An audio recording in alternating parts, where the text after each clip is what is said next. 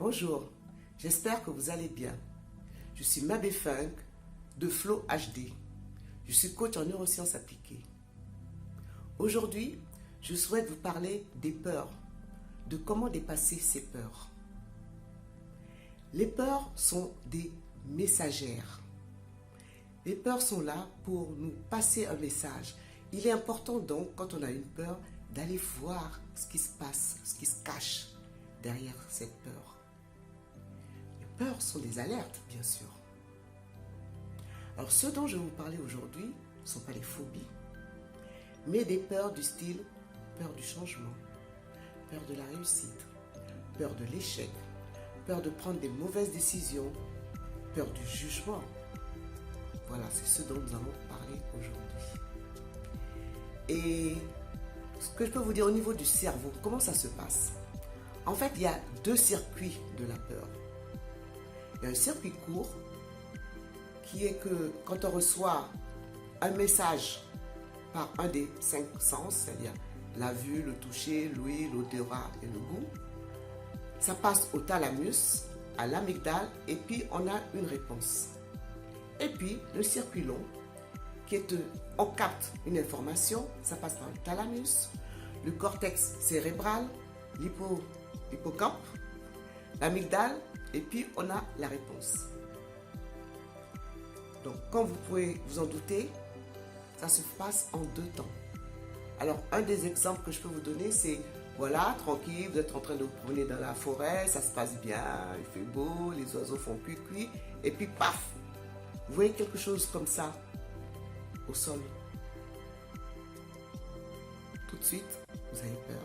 Vous dites, ça ressemble à un serpent. Puis dans le deuxième temps, vous analysez la chose et vous réalisez qu'en fait, c'est un bout de bois. Donc, la première étape, c'est un peu le réflexe cerveau reptilien. On sauve sa peau.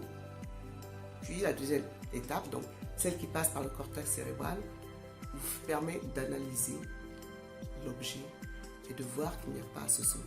Et puis vous continuez votre promenade dans la forêt, tranquille, tout simplement. Ensuite, ce que j'ai envie de vous demander, c'est de quoi avez-vous peur?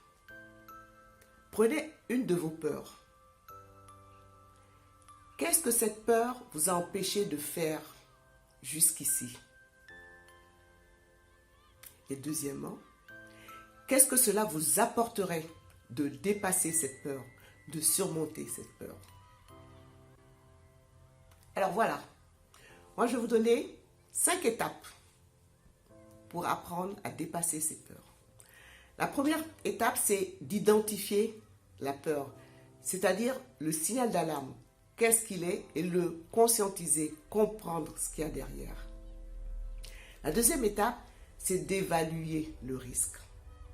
Évaluer le risque. Est-ce que c'est si grave si telle chose se passait? Est-ce que j'en mourrais? Est-ce que, voilà, juger, évaluer le niveau de risque. Il y a sûrement un risque, mais jusqu'où et qu'est-ce que ça peut causer dans votre vie? La troisième étape, c'est, j'allais dire, le côté créatif.